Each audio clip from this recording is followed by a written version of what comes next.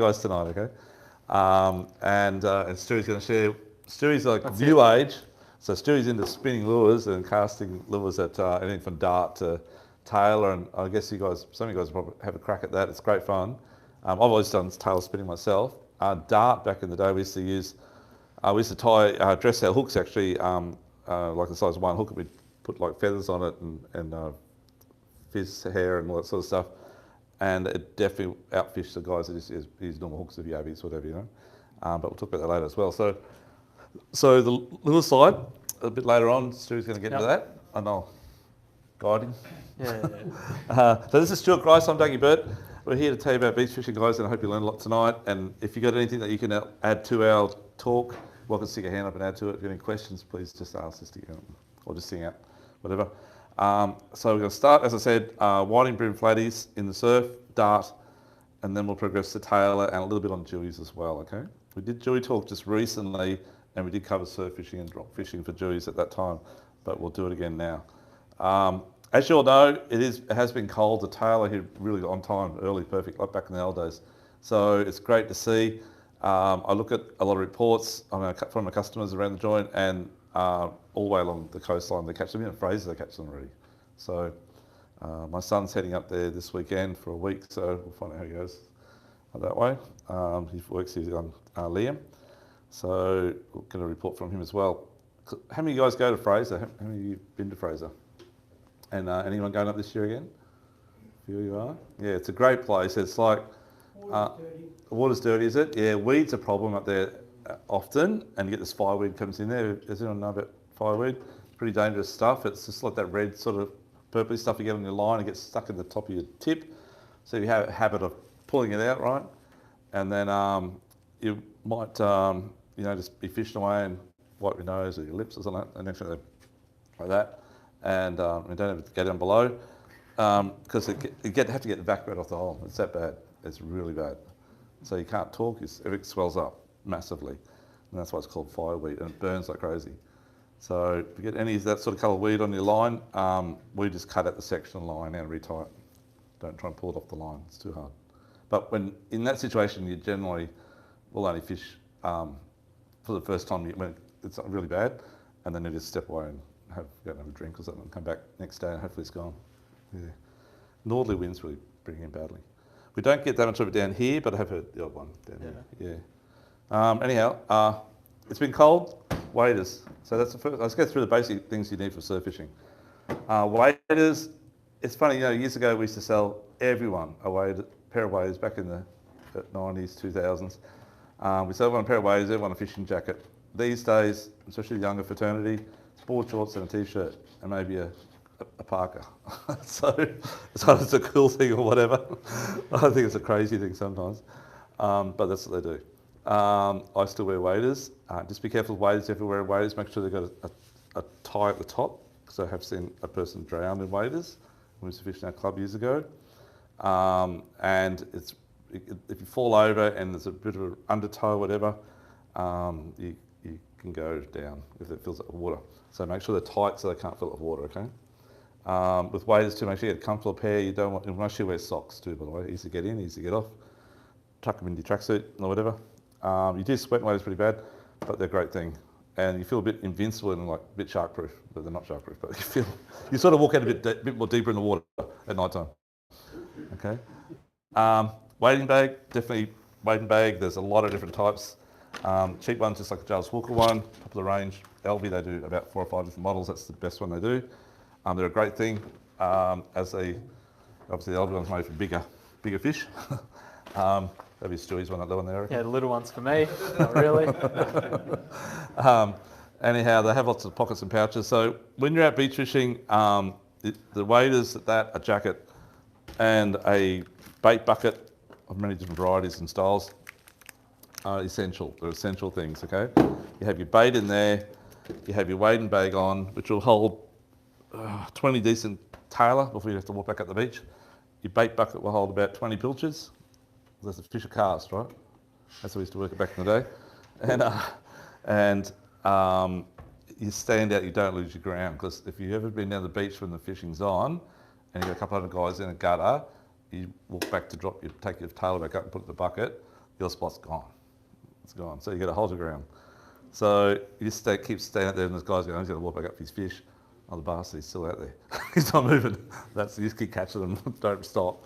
And do your bags like this, and you're a bit heavy, and the other one falls out the top of the bag. That's time to go back in and unload it. So wading bag, waders, that. Okay, a lot of these don't have the right size belt. This one here is way too small. It doesn't fit us bigger boys.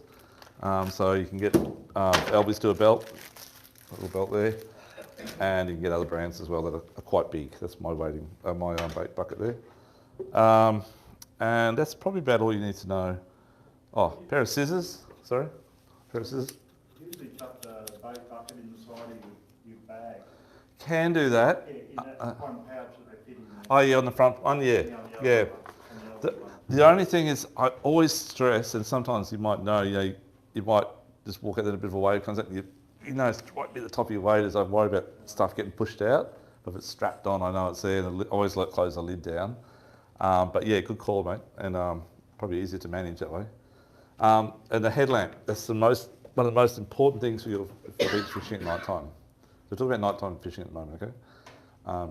Headlamp of we've got 1,000 different varieties. And a torch of some type. There's actually a little blue light torch. You can charge up Lumo bees and stuff like that. But any sort of torch as well, so a little pocket one. That's about the tools of the trade.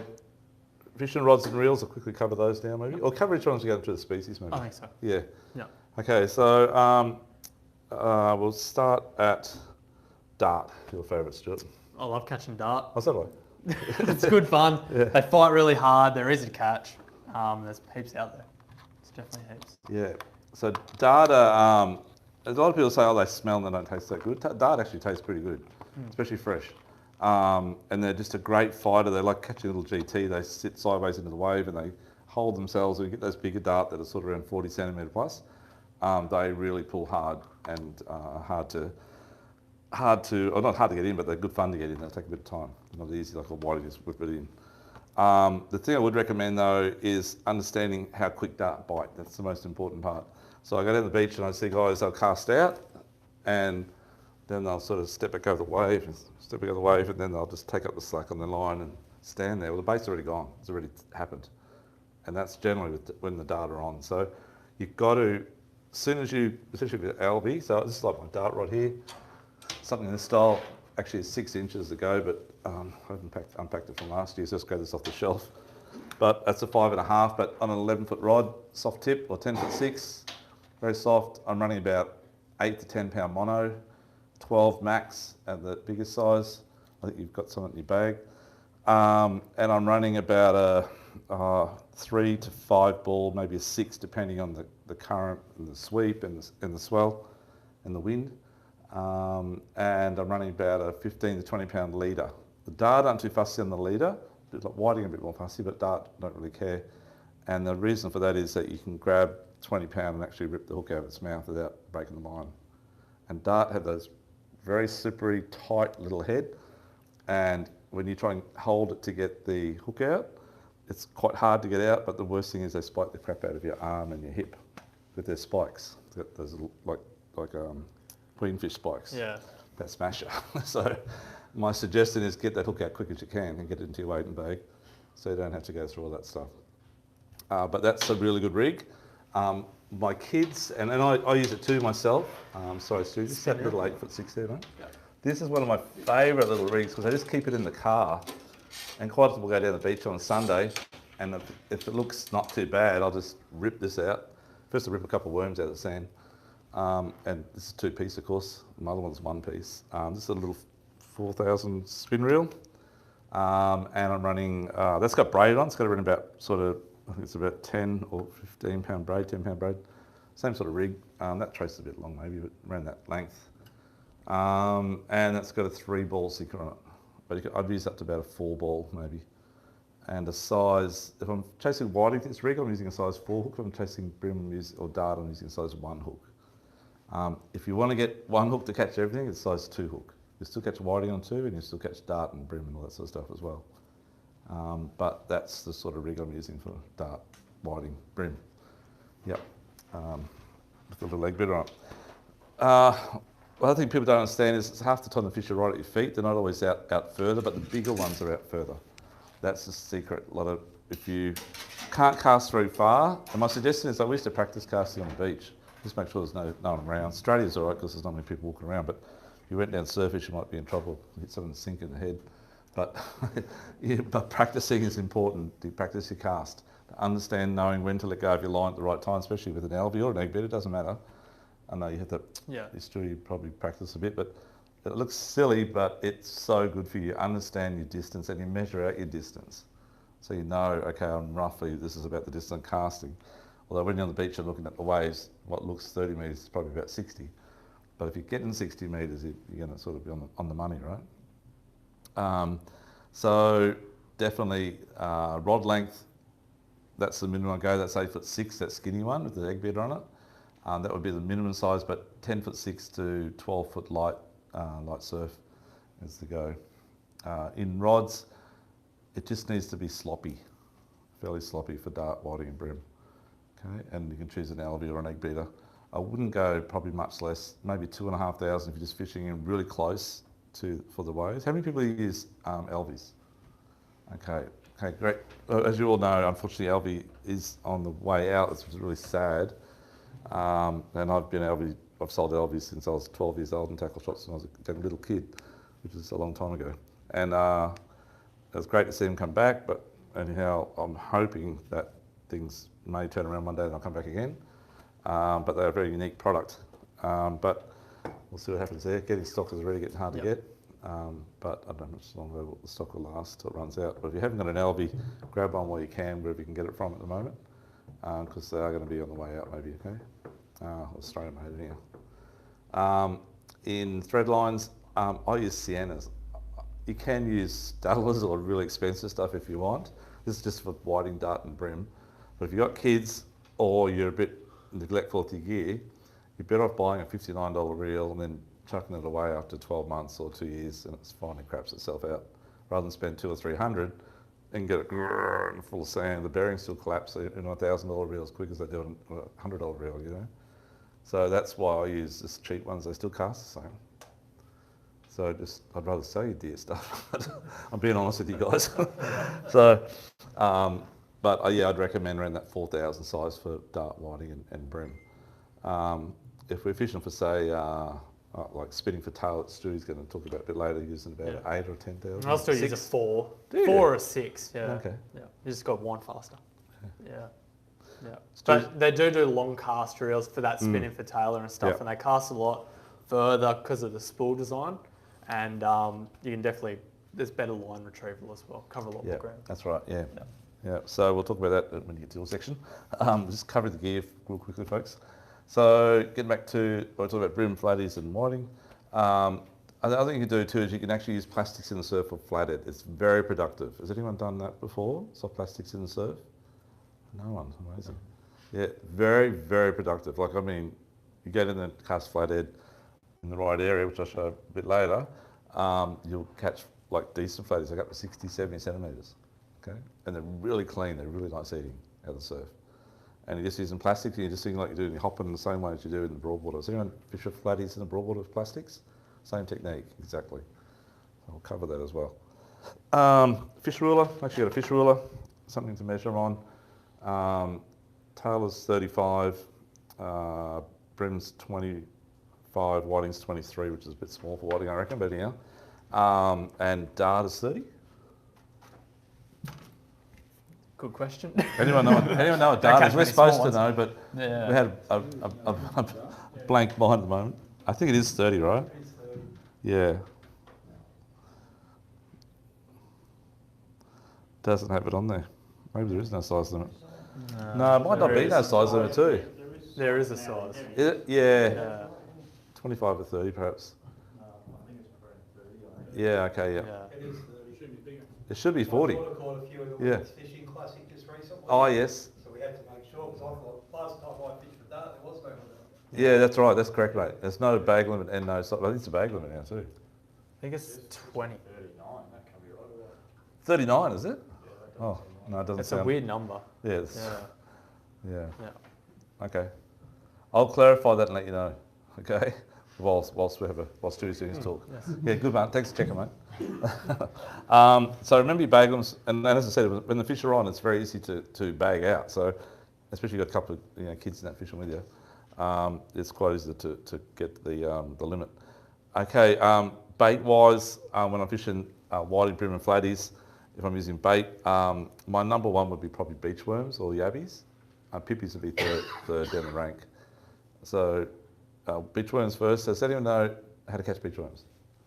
You do? Okay, does anyone want to learn how to catch beach worms? Okay, yeah, you should, because they're expensive. Okay, we sell them, but they're expensive because they're expensive to buy. We sell mainly the preserved type worms. Most shops have them. They're secret herbs and spices, and smell a bit like methylated spirits. And but they work exceptionally good. They're really, really good. Okay, and they're tough. They're not soft, like because they've been brined in some solution. And I'll show you how to put a worm on the hook in a moment. Properly the right way to do it at the beach. And if I'm going to use pippies, I use if I've got an elvie, I'll crack it on the back of the elvie on the little nut on the back, which is. Oops, sorry, Stu. It's so bloody hard, this low ceiling. This little nut here, okay? Crack the pippy on there, bang. If you haven't got that, even if you've got an expensive watch, you crack it on the watch like that. All crack two together. It'll crack two together, yes, that might work too. I'll probably drop one in the water though, and they're hard to get sometimes. But yeah, I crack mine on the watch or on the elvie if I've got an elvie, but for using egg beater, straight like that. I haven't got any pippies because we cannot buy pippies at the moment. But I was down the beach last Friday morning, yeah. something like that. And I'd never seen so many pippies. It was extremely good to see a lot of pippies. And they were good size too. And that was just down the spit. So, yeah. And the tide was about 3/4 of the way out. And they're up high. So you didn't have to walk out too far. And they're just there. So pippies are great bait, but they're third down the rank. So worms first, yabbies second. Top of the yabbies is because you're trying to do such a big cast, they sometimes come off. So you need to learn to put a yabby on properly. I didn't bring any yabbies along tonight to show you, unfortunately, but I can teach you how to do it verbally. And pippies, there's another putting pippies on too. So a lot of people will start at the chunky gooey end and end up in the flap. And other people start the flap and end up and put the hook in the gooey end. That's the way I like to go. A couple of reasons. One is the gooey end, I believe, is like the belly. It's like it's the best eating part for them. So they're going to attack that first, and that's where my hook's going to be sitting, and that's where I want to get them. And then if they do bite that off, the tail part is still quite tough. That's the tongue, and it's hard to pull down off the hooks. I'm using barbed hooks. But if I go the other way around and put it in the gooey end first and they bite the tail section off, the rest will just fall off. So that's my theory and thinking. I get two chances at it. So give that a shot. Anything in it? Okay. So that's the three baits we're going to use. You can use prawns, you can use white pillies. White pillies actually and little froggies are really good in the surf. I think you actually might have some little gangs in your bag too for white pillies or froggies or blue bait. Really good in the surf for fishing for flatties, and you get brim on there as well, and I'll probably get your tail on there as well. I don't know about you guys, but many times over the years I've been fishing for darts and brim, and that using a lighter rod and just fishing really close in the gutter in these sort of little holes, and pulled out like 4-pound tailor or 2-kilo tailor, and it's been a hell fight. But they're there, especially late in the afternoon, around 4 o'clock, 5 o'clock. They come in and feed on whatever the other fish are feeding on. And so be prepared for that to happen as well. And they'll take the worms, the yabbies, and pippies. Okay. Probably about all I need to tell you in the gear. I skin all my fish except for tailor. Does anyone like tailor skin, like crispy skin, if you do it in a... No one likes it. Okay, tailor. There's a lot of different ways. A lot of people say tailor's great fun to catch, but they're a one-hit wonder to eat. Like once you freeze them, they're not as good. And that is a little bit true. But Stu, you're a tailor king, mate. Yeah. I love it. When you catch them, you kill them within your limit. But yeah, I always just straight on ice, and when I get home, I just fillet them straight away. Leave the skin on, just scale them, and I cryovac them, and we've eaten them 6 months later, and it's fine. Okay. Yeah. They're not. they're not as good as fresh, but they're still fine. Yeah, I don't find they go soft or anything. You freeze them. Yeah, I think the fry back makes a big difference. 100%. Yeah, It definitely. takes the moisture out, so I think that's what's important. Yeah. The only other tool I want to show was that, which is there's two more actually, the scaler. Has anyone used one of these sort of things before? The magic wand? They are the best scalers by far. It looks like a back massager, but I'll pass it around. But they are extremely good. They just rip the scales off anything, whether it be a snapper or a Tailor. But Tailor are extremely easy to scale. The scales are very small and they just fall off the skin. And the skin's quite tough, so it works the other way around. So yeah. So the only other thing, when you're filleting Tailor, brim, whiting, flathead, all that sort of type fish, make sure you got a fillet knife that's got a skinny blade on it, not a thick blade, and lots of flexibility to it, because you're cutting over the rib cage most of the time. Should brought fish in and show you how guys filleting, but another time. So that's all the bits and pieces. So you got all that. Everyone's happy with that. You'll understand any questions on the gear, how to do it. Oh yes, sir. What about the lights on the beach? You know, a lot Yeah. of people say, don't put the light on the water. Yeah. Okay. What about Captain Lighthouse? Yeah. I think with headlamps, might be the brightest thing on the beach. When you're trying, especially got a tangle, you're standing there and undoing it. You got your mate next to you. You cast over your line, so you've got the headlamp on, and it's in the water. You look up around, it's shining where the guys are fishing. I sort of fray upon that a little bit when I see people doing it when I'm fishing, but it doesn't seem to make, you cast out and get a bite straight away. And the lights say, I do a lot of fishing at Mirage, and the Mirage area is always good to hold at the back there. And the lights on there are like Surfers Paradise nightclub, full blown. And you get fish there? Yeah, we do, mate. We do get the fish there. Yeah, it holds the bait there better, I think. Holds the bait there, and then the fish are there. So yeah. But headlights on a car, maybe on the beach at night time. People don't. I know at Fraser, people don't like you pull up. You sort of turn yourself so you can see the people fishing. I don't like that. Yeah. But yeah, probably not too bad a thing to worry about though. Yeah, preferably, mate. That's right. You'd be courteous. Yeah, that's right.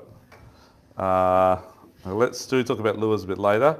So that's about all the gear. So how to do it. So tides and understanding the sweep and understanding how it all works on the surf is a really important thing to take note of. Trying to find your gutters and your rips and where the fish, especially for tail, later we'll talk about it coming into the gutters, but generally speaking, your whiting, your dart and your brim are there all the time. It's just they have feed times, whether it be moon rising. It's always the thing we always talk about in any type of fishing, moon rising, or whether it be a couple of hours after high tide and the water's running off you get like a bit of a shallow area. The water starts running off, but they're going to start feeding all that stuff flowing off the sandbars. And obviously afternoon, morning bites is really important for Tailor. But for brim and dart and whiting, it's not so important. It's not as important. So we're talking about brim, whiting and dart at the moment. But I'll just show you this here. This is a scenario of a beach, a pretty good looking beach, this one, a few holes in it. But that's the sand, that's probably the sand dune line there. And this is, let's say this is south and this is north. And this is a shallow sandbar, so the water's going to be white water, quite thick up onto the beach here. Where here it's going to be a little bit deeper and there's a rip going out. So wherever there's a rip going out, it's like clean water. You rarely get a shore break in a rip, but you'll get a back break on a rip. And sometimes it'll be actually right through and all the way out to the back. But other times you'll have like still a bit of a mixed sandbar or a bit deeper sandbar at the back where the rip it comes out, but it'll be shallow either side of it and smash it. The waves will be dumping, right? And generally on the Gold Coast, our current runs north. It's just the way it is, it runs north. So your sweep's always that way. Sometimes it's south, but like I've fished many times here, and I think maybe only a few times it's run south. So it's always running north.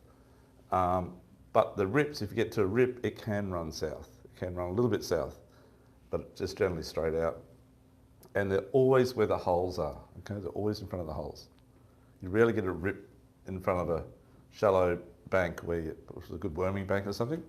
You rarely get a rip in front of that. It's always where the holes are. And the holes I mean by that, like this is where the beach is flat, and then it's flat here, and then it comes right in up near the sand dunes, and it's quite steep. And that's where the rips are straight out in front of that. Okay. So people jump in there, it looks nice for a swim because it's nice and calm and whatever, but they get sucked out. Where here, it looks dangerous because it's a lot of white water. There can be an odd rip out the back a bit further, but which might be the continuation of this.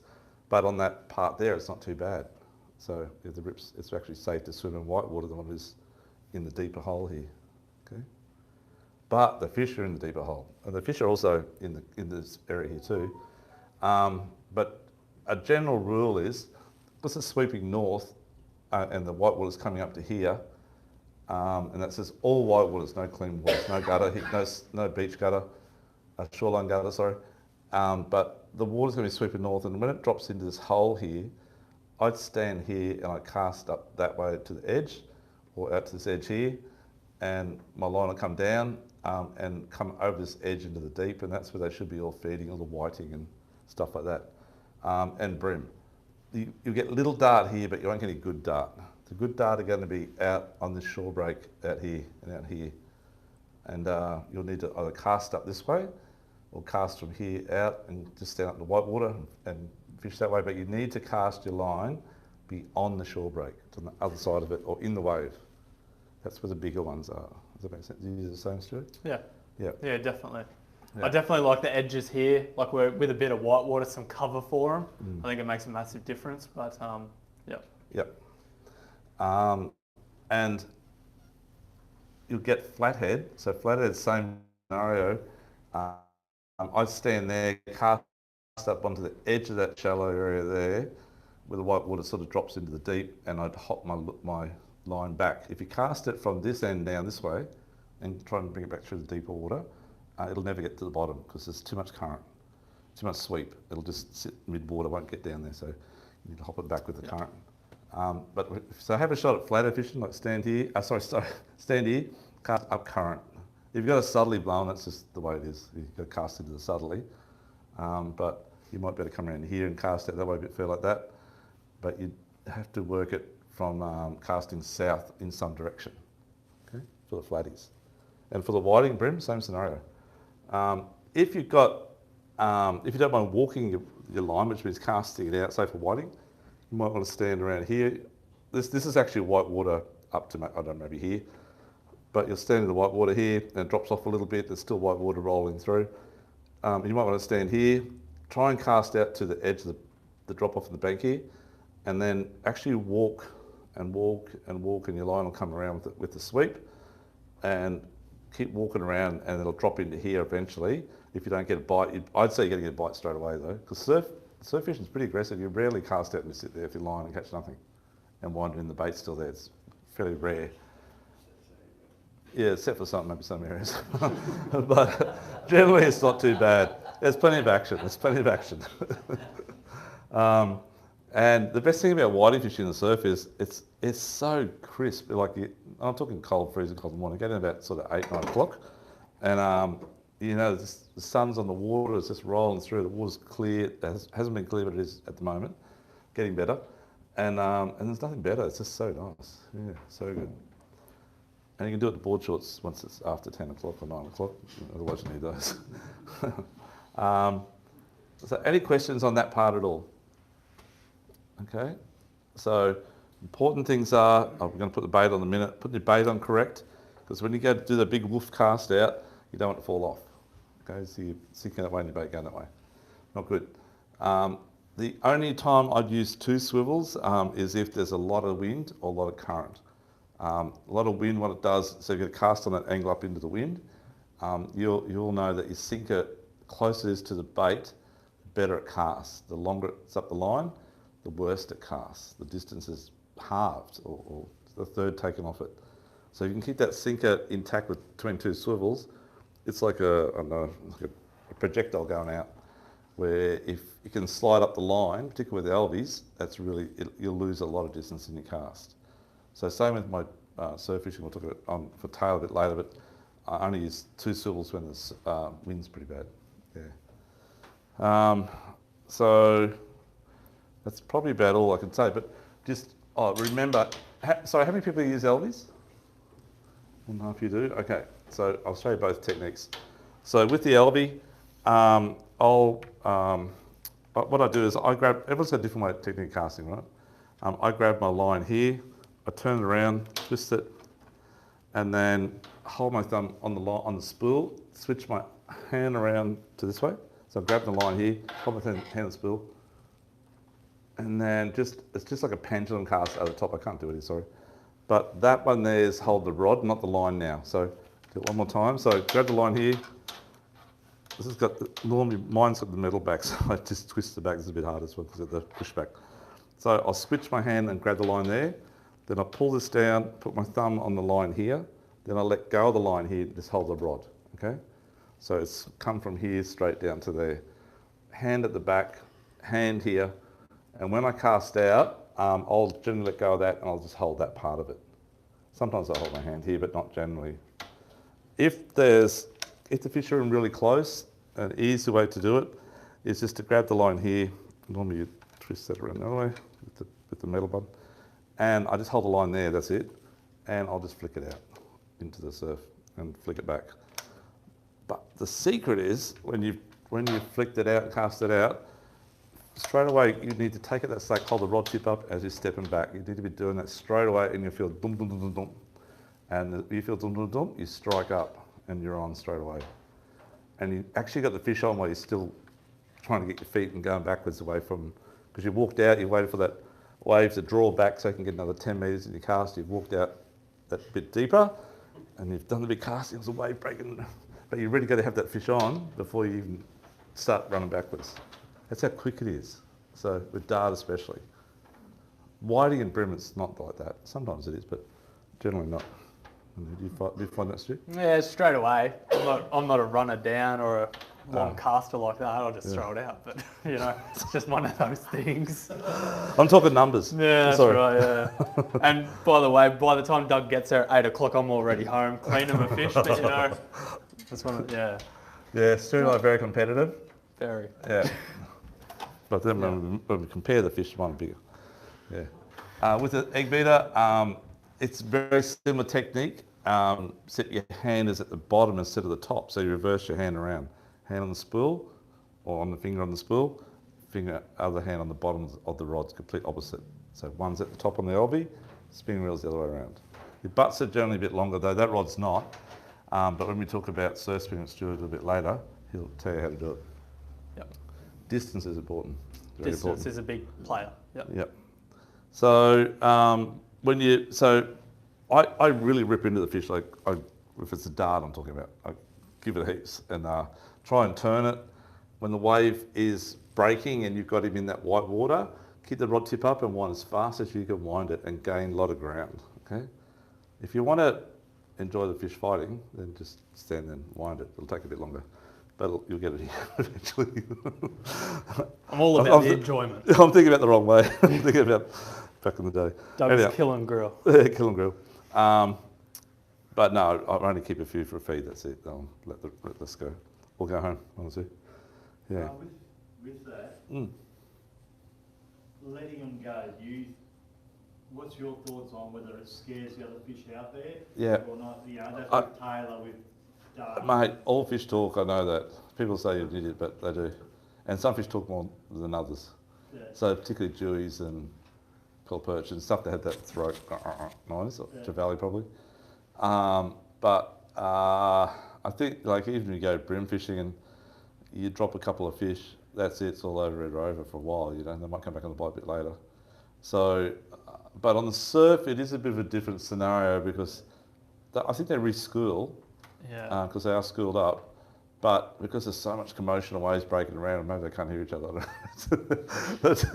It's not as bad. I think a lot more fish pass through the area as well. Yeah. Like it's not a concentrated school that don't have anywhere to go.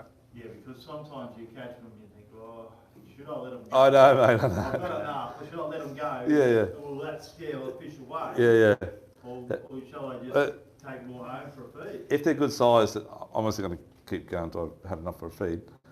Then after that, you probably take the chance and see how it goes, so you get the answer yourself.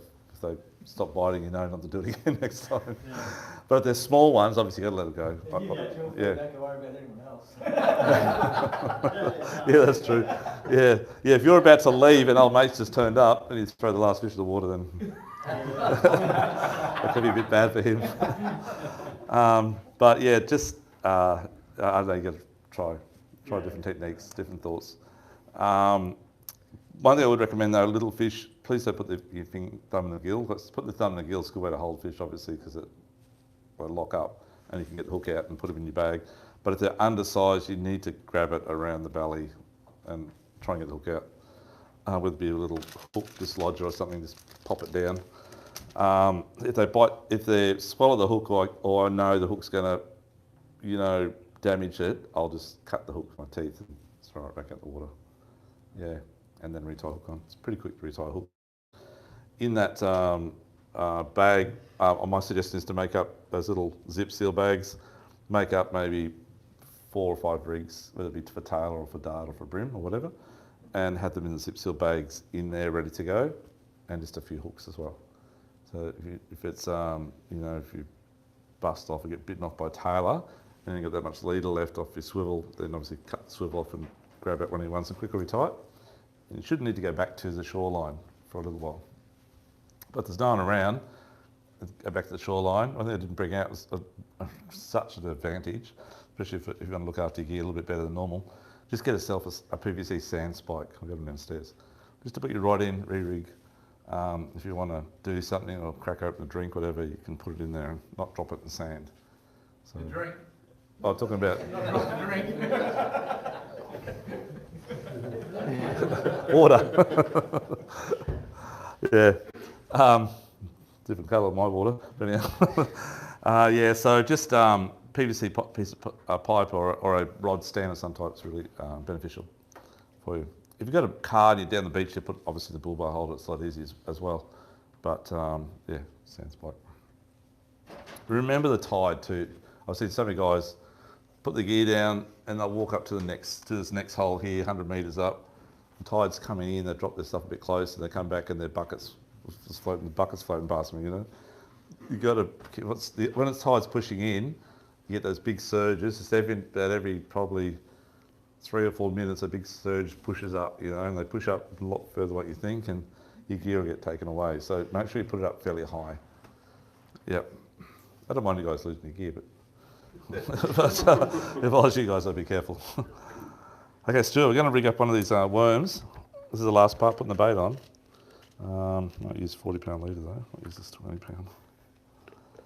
So if you want to tie this on for us, mate, just tie a hook on. I've got some here somewhere.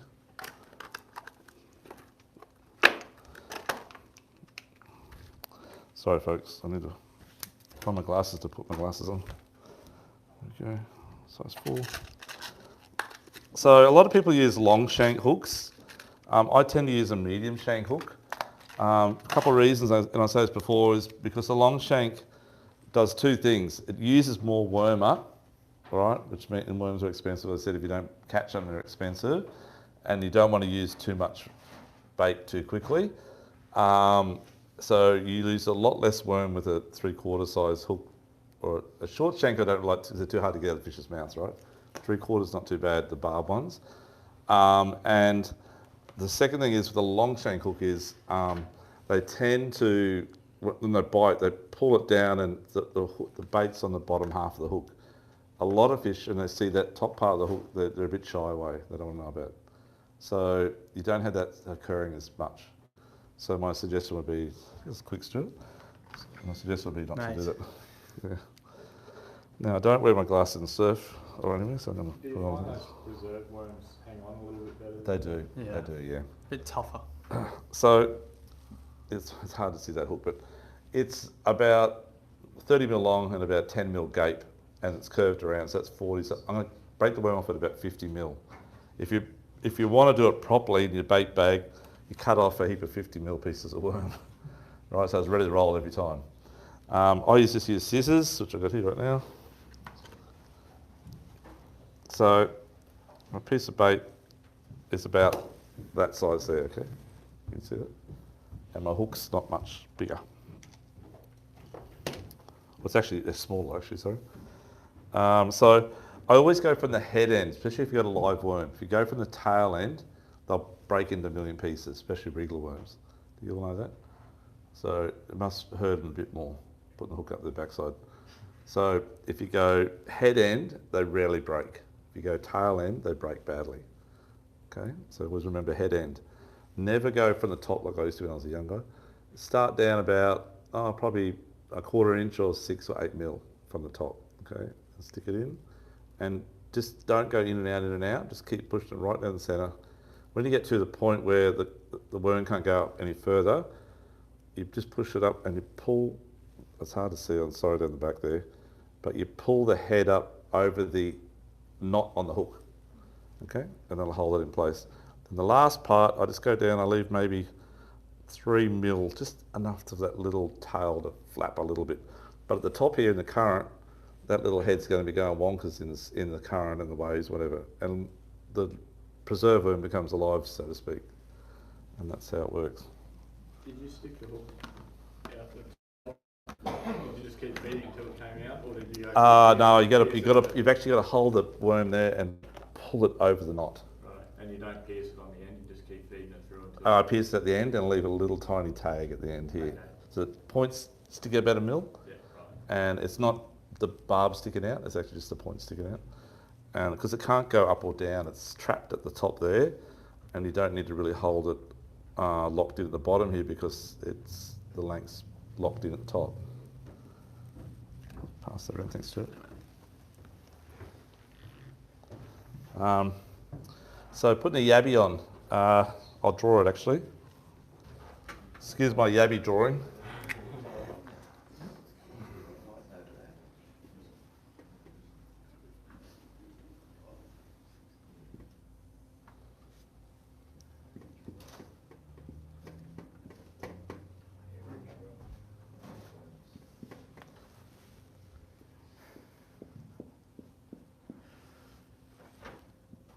This is why we work in a tackle shop and we don't sell our artwork.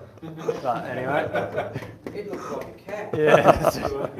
So it looks like an alien, but... I must be using the wrong yabby. That's right. Okay. This is a yabby. So this is him upside down, okay? That's his little flaps. That's his legs, his hard cara space, his eyes and his whatever at the front here. So I'm going to start the hook right here. My hook's originally quite big, right?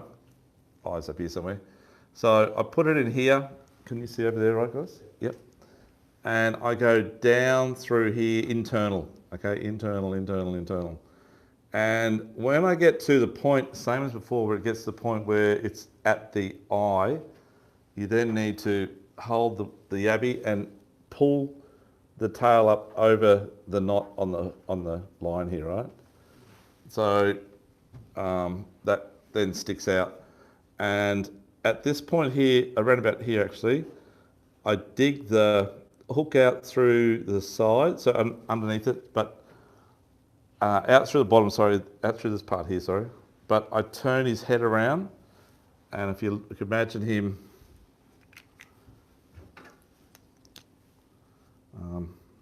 can you see down the bottom here? Sort of thing.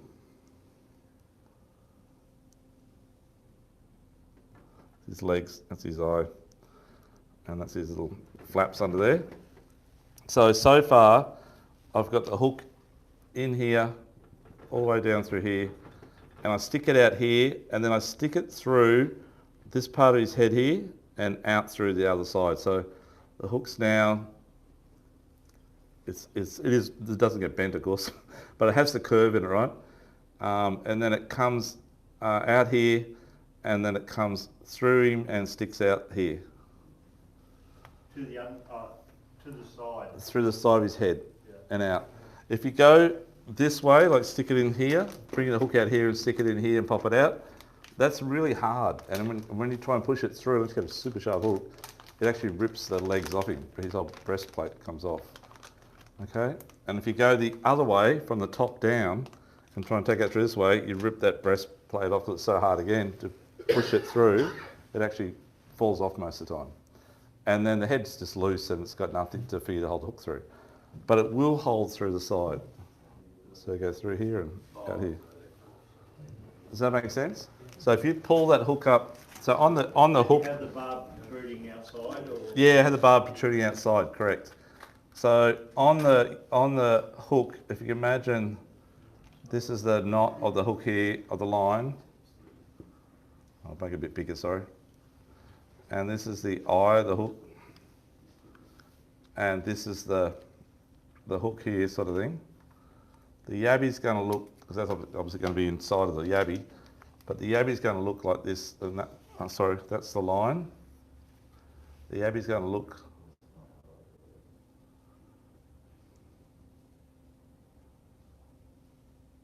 like that sort of thing. His eye here and his, it's actually, that underspace is not there. It's going to be, hard looking that one. Yeah, you get the idea. Anyhow, his head actually bends around. It actually goes sideways a bit. Okay. Oh, there we go. Stewie's on here. This isn't a yabby plastic, but it's very similar. It's going to be lots easier, and we'll just pass it around. So the artwork wasn't doing it. This is why I have my faithful companion Stewie here. Well done, Stuart. Oh, mate, I tell you. Rise in the morning. Yeah, that's right. Yeah. Thanks, man. Don't worry, I'm about to get back at him later.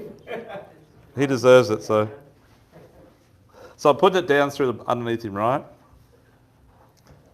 Then when I get to this point here, I stick it out and I twist it around and I go through his head like that. And I pull up. Oh, it's going to be long enough to get the shanks through. Whoops. It's hard with rubber, let me tell you. But it's really important that you pull that yabby up over that eye of that hook. It's actually a little bit short for the hook. But that's how it sort of goes if you pass that around. Thank you, Stuart. Much easier. A little bit like that. His head might be a bit more scrunched up. It's Does not that the make sense? neatest of presentations, but it just holds on when you're casting. Yeah, right. Okay, I'll get rid of Exhibit A and B. No, look good. Thank you. Make sure you get that gentleman extra discount. How far can you get away with casting that? Oh, you know, if your line's right on your spool, this is another thing, people don't put enough line on their reels.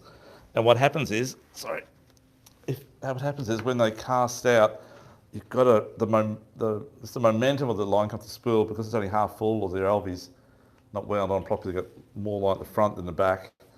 It has to climb over the edge, right? And that's what rips the bait off every time. The other thing is letting go at the right time. If you let go at the wrong time and it's like momentum and then you twang it, it falls off before it even gets out there. Yeah. It's all in flow, let it flow. And just easy flow and it goes forever. You just got to get that timing right and have your spool full. Really important. Yabby's one of those things, it's not really a long casting bait, but... Oh, I cast on this right here, on the beach, I don't know, 60 metres. Yeah, easy. On that one, maybe 40, 45, 50. I was going to say, Dougie stepped that out when he was really short and had really small legs. But, I don't know. Could be. Yeah. But, yeah. Stewie's like, he's tall, he's just like, his rods are actually shorter because they're that long. He's that tall. No. Yeah. Okay. I think you should be able to do at least 40 metres with a yabby. Yeah. Roundabout. I was 60 metres, yeah. Okay. So we've done... Any questions on that so far, guys? So you understand how to read the surf. You understand for that sort of fishing. As I said, the dart, they love this whitewater stuff, but you've got to get to that back of the straw break wave, really important. That's where they are, the bigger ones. It's not the bigger ones, okay? Stewie's ones, sticking a little shallow area here. That's it, mate. And you show the lures. Actually, Stu, do you want to talk about lure fishing for dart? I can do it if you want, yeah, for sure. Yeah. I fish a lot lighter rod when I'm casting lures and stuff for them. So that's my type of thing. So 8 foot. It's graphite, so it's quite stiff, but it's still soft in the tip. And I use a little 2,500 size reel, so smaller, 6 pound braid, and I cast like 10 grams or under. So very small. You don't have to cast massive distances. Most of them are in that shore break, and anywhere from 5 grams to 10 grams. Which is like a 1 or 2 ball sinker. Yeah. Quite small. Yeah. And the biggest thing, as Doug said, you need to make sure you've got a reel that's really full with line. You don't want any lip or anything. And the 6 pound braid, like any guys that use braid on the inside know that it casts an absolute mile. It's like cotton. And Are you using yeah, those, lure was I thought that was a kid's very toy. small. It's like that type of thing. So tiny. I leave the treble on the back, or I do throw those little fused prawns a fair bit too, just on a small jig They are head. good. And yeah, I've caught dart up to like 55 centimetres type of stuff in just nearly at your feet. I was going to say pass around because like you're holding up nothing down the back. Mate. Yeah, So just they're like very small. a quarter ounce jig head sort of thing? On them, yeah, about a sixth maybe, a little bit lighter than a quarter. I will say, and I know from, if you can catch dart 2 at a time, or you obviously catch whiting 2 at a time too, on the surf. And I do see a lot of Asians down there doing the 2 hook thing with the sinker on the bottom. So using like a, using like a bomb sinker, maybe not that big though, that's for Tailor, but it's a swivel on the top. And using that type of rig there, which is like they're 2 long shanks, but you can cut them off and put a hook you want on. And fishing for dart and whiting, and they smack them. They get 2 at a time often, you know. But the beauty is because the sinker's on the bottom, it casts even further again than a ball sinker because you've got that pendulum type cast.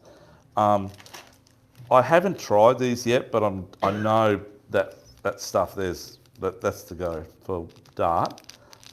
These are a little bit small. Stewie size dart, they'd be right. But for mine, they might be a bit small. But they'd probably be worth looking at. But these feather ones here, again, I know this is the go. These are a 1/0 hooks, they're getting more my size. But definitely, you could cut one of those off. There's 3 on that rig. But that's the sort of stuff that you got to try that's different. But you got to use a sinker, a no running sinker. It's like a fixed sinker on the bottom of the rig, like a big bait jig, but smaller version. If that makes sense. No, the bigger hooks in a bait jig, but Yeah. 3 hooks instead of 6. I'm trying to say, or 2 hooks, cut one off. You know, but something different and worth a go. Yeah, even like getting back to the casting stuff, little micro jigs work really good. I think Sammy Hitsky done a video on it last year and smacked them, and I've been doing it for ages as well. I think a little bit of tinsel on them helps a lot too. But like that's 7 grams, and you should be able to cast that with that light gear at least 40, 50 metres. How many people here fish out of boats around the seaway? I know it's a left field from what we're talking about. Does anyone fish around seaway boats? A couple of you do. Yeah. If you don't, if you get the opportunity on the north wall with those little shrimp, I'll cast that around too. Yeah. For dart, there's nothing comes near it. Nothing. You can't. You could use whatever bait you want to use, whatever gear you want to use. You won't be able to keep up to the guy that's using one of those with a really small jig head, like a 1/16 or something like that. Yeah. About a size 1 hook or 2 hook. So casting back into the surf. Into the wall, on the north wall of the seaway. Yeah. But if you're fishing from the beach on the north, on Stratty side, it'll probably work on the south side. I've never tried it though. It probably would. I'd definitely give it a shot as well. Yeah. Cast into the rock wall with that. Yeah. The biggest thing with dart is you need white water. They really like white water. They like that's what I'm saying. cover. This is the go. Yeah. This sort of stuff here. Yeah. So where your points come out, and where the sand goes out, and you get those, we call those worming banks because they're long and flat, and they're not steep and deep, and that's where the dart are. That's where they always are. Yeah. Okay. What else we got here, Stu, for dart? So Stu, when you run that, what weight do you run? I only use about 8 pound. And you just do like a loop knot straight onto your... Straight onto the little jig or plastic or anything. Yep. And I don't use a real long leader. I hate long leaders for casting. They hit every guide on the way out. I always make sure the leader's outside the rod when I cast. For all your lure casting, Yeah. should be the case. So I use it down to like that long, like a foot. Yep. Start at about 3 foot. Yeah. If you do good knots, so you don't have that problem. Yeah. I still tie an FG, but I just like it outside. Yeah. Guys, one thing I have used many years ago too, and still do use all the time when I'm brim fishing in particular, or even dart at night, but mainly brim, I use a little tiny glow bead just above the hook that sits right on the bait. Okay. they do work really good. Just hit a torch, charge it up real quick, boomper, out you go. When I'm fishing for big tails a bit later, I use tube, like we call Cooney tube, but it's like Lumo tube on the pilchard or Mac tune or whatever I'm using for bait. I think that's about it, Stu. Oh, these will probably work too for dart. If you put something like that on those 2-hook rig going around, that'll work too. On those whiting hooks, sorry. You add a little bit of bait to those as well? You don't need to, mate. Just No, with the feather? just as it is, yeah. Though when we used to dress the hooks years ago, we used to use yabbies. Yabbies alone. And dress hooks. So those ones going around earlier, yeah, sorry. You might want to put a bit of worm in there or something like that. Yep. Yes, mate? Stu, Yeah. with your lure, Yep. benefits or pros between single lure or treble on your lure? Good Yeah, I like trebles. 3 hooks are better than 1, but I think it's one of those things you definitely lose a few on the halfway in, because trebles, the way they bite it, they can wear holes in the mouth and it can slip out, particularly if you get like a little bit of loose line, if it washes down a wave or any of that type of thing. But in terms of like hookup wise, I think return rate, trebles are better. Yeah. Having said that, if you use a single hook, but once you hook it, they never fall off. It's a bit easier too, like having just a single hook, you can just grab them. You don't have to worry about a treble flicking out or anything like that. But yeah, Trebles are a pain to get out, but Yeah. the fish hold on better. yeah, Generally, I find. yeah. If you're not catching, how often are you changing the lure? I don't change them heaps. I'd walk the spot, Yeah. change the spot. Yeah, exactly right. Just cover more ground. Yeah. Yeah, yeah. Like at the end of the day, those lures are pretty small, and you look at nearly anything. Like I've caught brim on them, I've caught flatties on them, I've caught everything on them, because it's so small. Everything eats small baits. So, yeah, yeah. It's more if you can see the fish in the waves, which dart you quite often do. They kind of get on their sides, and they're quite a big object in a wave. You kind of know they're there. So yeah, yeah. It's more of a spot change than a lure change. Yeah. Okay, any questions on the dart brim whiting / flathead? Are you burning those back in pretty quick? Like both Just a steady wind. Yeah, with the plastic, I kind of flick it a bit more. Yep. But I don't let it hit the bottom or anything. Yep, you want it kind of suspended. Not So for you want it flatties, to wash though, around, not for more flatties. more for dart and stuff But like yeah, that. Yeah. Yeah. And yeah, you want them more suspended. They eat it like while it's wafting through the water. Is it too hot down the back there, guys? You okay? All good? Yeah. Okay. Yes, mate. Yeah, just on that drawing how to rig the cat, that was really good. Small cats. But after Yabby, Yes. then you pass around the little lure. It saves a lot of rooting around trying to rig Yabbies when you like. Yeah, yeah. them little lures Well, that's- around. Yeah, it's Yeah. and that's what we're saying. It's getting more and more popular. Guys are trying new things like the little lures, and then it's very productive. And it's gentlemen's hours. You can go down at 9 o'clock in the morning. And it's sun, the more sun's up, the better they work. Yeah. Yeah, yeah. So the Yeah, thing that's is, right, like, yeah. out of one of those prawns, I've caught like 30 dart. Yeah, And if they rip, you just put on another way and just keep Yeah. catching them. Yeah. so that's what I was saying, just how you Yeah. rated them compared to all Oh no! Yeah. Well, for flatties, mate, it's better than bait. Yeah. Like, but you use the soft plastics. Yeah. Yeah. Yeah. I think Like- it cuts out so much time too. Like you don't get bites, you lose your bait. It's the lures in the water. It's active fishing. Yeah. I don't- Do you No, don't worry about it. Yeah. On the plastics, occasionally I might put a bit of S factor on it, but the metal's nothing. Yeah. More of a reaction. With the light, I beach, think. it's like a washing machine sort of thing, so I think Yeah. it comes off pretty quick. Yeah, probably should need to do it. I don't How know. big of a jig head would you use in the surf? Flatties, I'd say at 3/8. least a 3/8. Yeah, 3/8 to a 3/8, half. that's the size I like. 10 Yeah. grams. Yeah. So with that then, all similar plastics is all you use? Exactly the same. Yeah, I haven't got any here, but you could use some of these, but no, a bit bigger size, 3-inch paddle tail or gulp shrimp, something Yeah. like that. And just anything bright. Like more bright than natural colours in surf, just because it stands out a bit better. Yeah, whites, Just, fluoro greens, orange, whatever. Yeah. Yeah, A lot of washed around sand and all that type of stuff. So gulps are good. Too. Any other questions at all, folks, before we go on to the Tailor? Okay, how many people here fish, majority of what we just talked about, that sort of stuff? And how many people here want to catch Tailor and get lots of Tailor? Most of you would, I dare think. Yep, okay. Okay, so Tailor, well, Stu's Tailor frenzy crazy. And if you see, like we could be fishing and catching really good flatties there, and the tailors pops up on the surface, even in a fishing comp, and he's like, got the tail rod out. I'm like, what are you doing? Straight over, mate. Get a couple. Yeah. He's got to get Tailor. So, but Tailor are really good. Unfortunately, the bigger ones are come and go all the time, okay? So there were really big fish around about a month ago. I mean, like 75, even 3 weeks ago. Yeah. 75, 80 centimetres, which is around 4 kilo plus. Sorry, mate, just out to speed on that. 4 kilo plus. But they were everywhere. They were down south. They were on Straddie. There's a couple on the beach here as well, but predominantly on Straddie. Yeah. And they'll catch them off the beach everywhere. And a lot on lures. Like I've been a lot lure fishing during the day. The guys fishing at night time with baits got a few, but not as much as the guys with lures, I dare say. Mm-hmm. Hence why you've got lures in your bag there. But if you are going to lure fish, I'm going to let Stuart talk about them. He'll show you some lures here that are popular.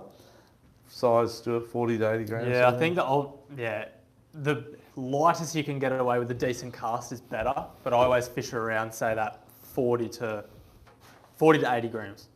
Yeah. Yeah. And then, but if you're bait fishing, which I'm going to talk about, it's more of a dusk or dawn thing. It's as simple as that. You will get them during the day occasionally if the dolphins are schooled in fish or sharks are schooled in bait and the tailor coming with it, and you happen to be on the spot at the right time. But 90% of your tailor fishing sort of this time of the year, 5:30, 5:45 to about 7 a.m, 7:30 maybe, on baits this is, and afternoon, 4:45 to about 6:30, 7 o'clock. If you want to have a go, sorry. What about the moon? Does that make Yeah. a difference? You haven't spoken about that. No, I haven't spoken about the moon on the tailor. The general problem is at night time on a full moon, it's really big tide, so you're right up high on the beach. Sweet. Too much sweet, mate. And you've got to find one of these super holes where it's steep and you're able to fish it, and it's nice and deep, and the waves aren't continuously just big white water, you know. If you're fishing here, you'd be casting out on this angle here, and by the time you step back, it's probably back around here somewhere. Yeah. It's just painful. So you need to fish this sort of stuff here, somewhere in here, and cast up that way. Try and get out to that where the rip is, or the edge of the bank, and it's a little bit slower in this rip. The currents, the sweep's not as bad. Then you just go this side of it here, and it's ripping again. Okay. And the weird part is, even though a rip seems to be going pretty well straight out, they always get a little bit of a south angle, if that makes sense, when you're looking at it, but the sweep's always to the north, even though it's going that way. And that's what I was saying earlier, sometimes the only sweep will get to the south as if it's in a rip. But if you cast out into that rip, definitely going to get tailor and dewies, particularly tailor. They don't like dumping. Say you got 2 metres swell and it's just dumping in the sands.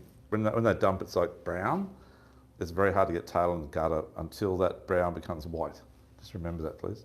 Really important. So get up the sand dune, up at the top of the sand dune, look down at 4 o'clock in the afternoon. If it's all just brown, and you do see one gap in the where there's a bit of a rip or something, that's where you're going to start fishing. And then you might go a bit later to have a look, or you can see physically. And that dumping all of a sudden starts to become, the tides come up a bit and it's coming white. They're going to start coming over that back bank. Do you think it's changed? Like, I can remember when I was young, we used to drive up the spit, we used to have permits. Yes, that's right. Back in the early days, Yep. you know. And I can remember going down there and catching a lot of tailor with the moons, but Yep. it doesn't seem to be like that Yeah, anymore. so getting back to the moons, mate.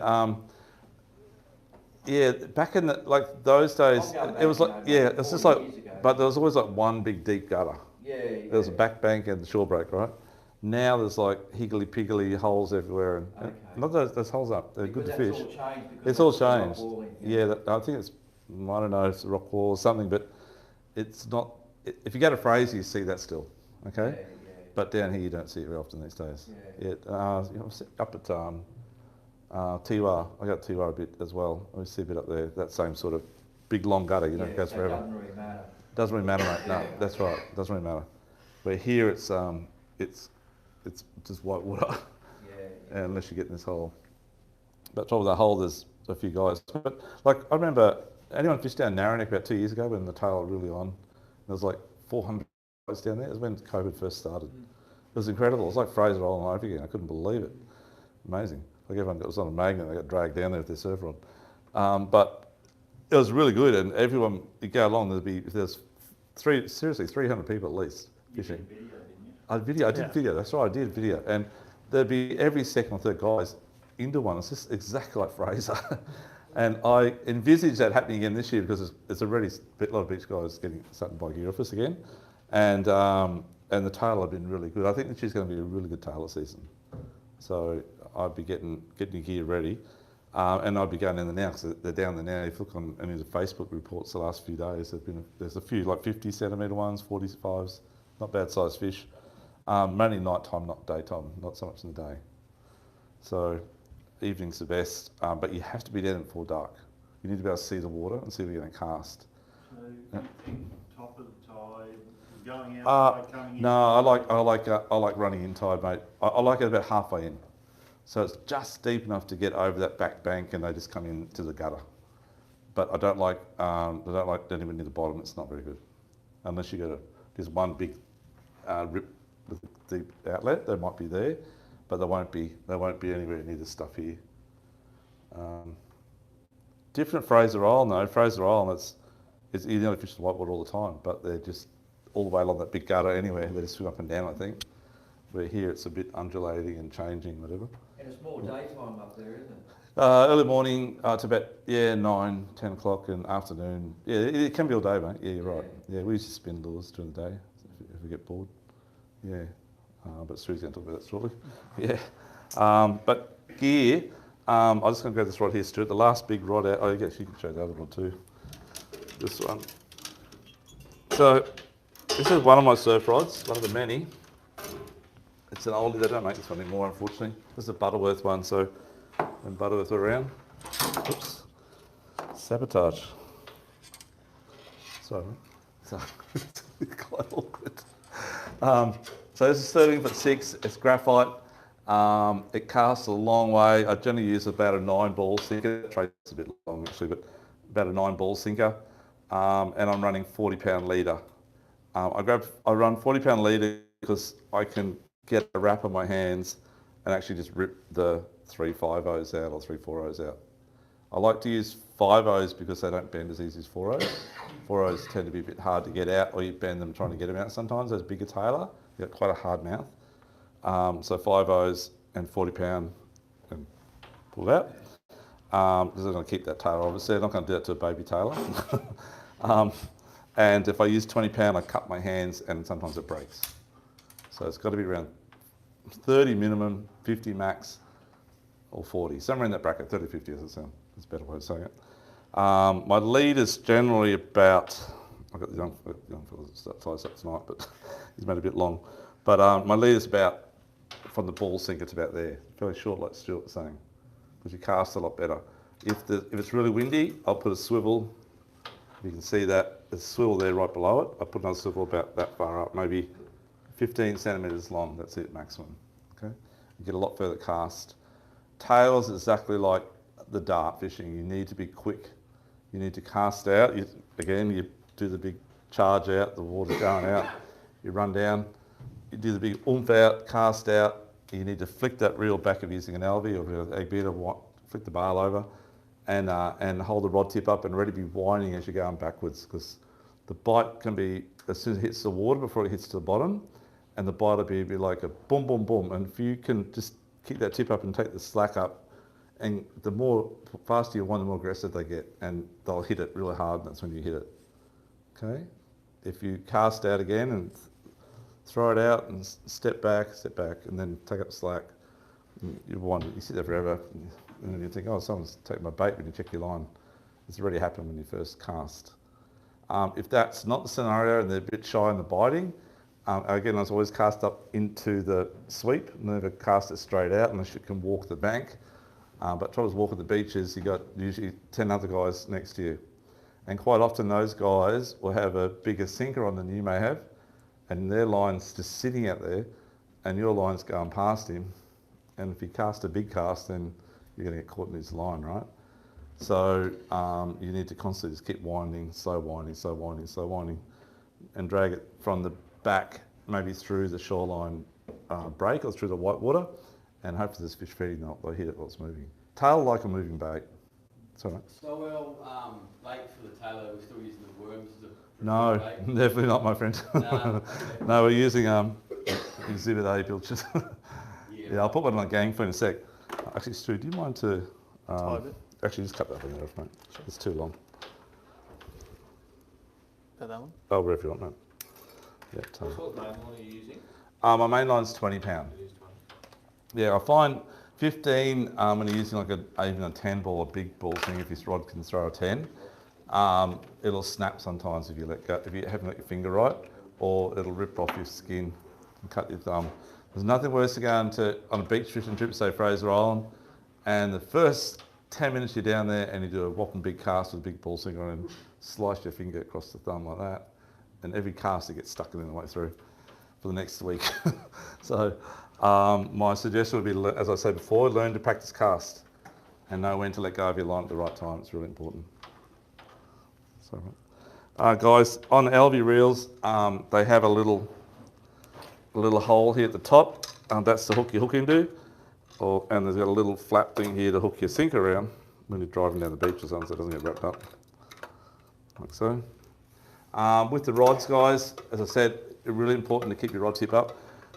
With an egg beater, and I use egg beaters as much as I do LVs these days, you've learned to feel, close your eyes and you feel the bites, if that makes sense. You feel the boom, boom, boom, because you can't see it at night time, it's pitch black, right? But with an LV, you get the luxury of running over your finger. You can feel everything on your finger. That's why LVs come into their own on the beach. You feel everything. You feel it as you're winding it. You feel the aggressive bite. But if your rod is an old, say, fiberglass heavy donga thing, it's very hard to feel anything. Okay, so graphite makes that feel a lot better. If you're using an egg beater especially, most of the rods we sell these days are 99% of graphite. Yep. For that purpose, because you can feel it without running it over your finger with a thread line. But with an LV, you get the luxury of running over your finger. When you hook a fish up though, you need to hook it straight into that little slot thing, because you'll end up cutting this finger on this side. Every time you get a fish on, it drops into your cut. Painful. So line just cuts your fingers, as simple as that, especially on cold, windy nights. It's dry, and the line dries very quick.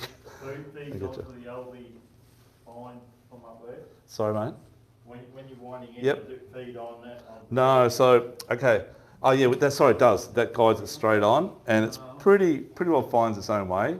When I've got no fish on, I'll just use my finger and go back and forth, my middle finger, and just layer it. I tend to taper it a little bit towards the back, so it's on a bit of a taper like so. And cast better, works better. When we sell the reels here, that's how we do it. We wind it to the back a bit more, so it's tapered. I don't know whether they didn't design LVs with a little bit of a taper, but they don't. But yeah, but make sure your reel's reasonably full to cast better. But don't have it too full because the line comes off, and you get those 7 or 8 strands at once come off, and it's mayhem. And these are really good. Scissors. Thanks, Stuart. Yeah, we've all done that, I think. I know I've done it thousands of times. Okay, putting the pilchard on. As an art to putting pilchards on, I like to use swivels. If I'm using 4-0s, these are 4-0s, I'll use swivels in my hooks between, because Tailor have a great art of jumping out of water, and they sort of like frill the head and they seem to throw the hooks out, okay? If you've got swivels on and they do that, they spin around with it, it's very hard for them to throw the hook out. That's when I'm fishing. Normally if I was fishing club comp, I don't know if any of you guys fish club comp, but I'd be using 5-0s without swivel because I can rip them out faster. It's a pain to get out of the fish's mouth, but they work extremely good. When you put the pilchard on, the pilchards come in all sizes. Sometimes they're really big at the moment, other times they're like that, they're tiny. The important part is for you to measure it out so that last hook goes through the eye. That's the important part. So you work out, okay, that's where I'm going to start down here, down the bottom here. And when you hold the pilchard in your hand, bum to thumb. Remember that, bum to thumb, okay? And they've got like a little dotted line. That's actually where you're going to put the hooks through. They've made that for us. This little dotted line. So we work out where it's going to go. It's going to start there. And you do not want your pilchard to be bent, okay? And you do not want your hooks to be bent. They should be a nice straight line. The first hook, as I put it through, these two fingers here, the hook's going to pass through the middle of them, so you don't stab yourself. And my thumb's going to push down on the hook above it, okay? And that's the same as you're going along up the pilchard. So first hook, second hook, don't stab yourself, third hook, that's it. And it just sits on there like that, nice and straight, and you get used to it. But if it's bent and curved like that, it ain't going to work. It's going to spin the water, they won't like it. And when you're slow winding it, it's going to be going like that in the water, okay? It needs to be straight and just pull through the water. And also I think when you cast it's better too. Yeah. Yeah. What about soldered pilchards? Yeah, solder pilchers are good too. I do believe the bite, if they're on the bite, it's a little bit less maybe, but the staying on the hooks and casting it out, they don't come off, that's for sure. Yeah, when you've got rough surf, they get a bit of a pounding out there, so it helps, yeah. But don't catch as many fish? No. Mm. There used to be a fellow many years ago called the Bait Master on Fair Road, if any guys remember him, old Bill. And he used to salt all the pilchards, and when he used to walk in his shop, it really stunk. I remember when I was a kid. And we used to use them for Tailor. Dad tried them, and we went back to normal pilchards. Yeah, and my dad's a pretty good tailor fisherman back in the day. So, yep, stick with normal pilchards. Now the thing that people ask me, do we use wire traces or not? When you chase the bigger tailor, like the real big tailor, purposely chasing them, you do use wire trace 100%, yes. If you want to try and catch tailor two at a time, and I see the Asians down there doing this too, they'll use like a paternoster type rig, like this sort of thing here, with two sets of gangs on it, and they'll use a fairly big, like a 6 or 8 ounce bomb sinker with the swivel on the top, and they put that on the bottom. They got their gangs off with 2 pulleys, and they just hoik it out, and they're fairly big, thick rods too. And they just stand there and hold it, and they catch fish. They get a lot of fish. I don't know if you guys have watched them down. They're pretty good, and their technique is very unorthodox, to what I know. No, it works.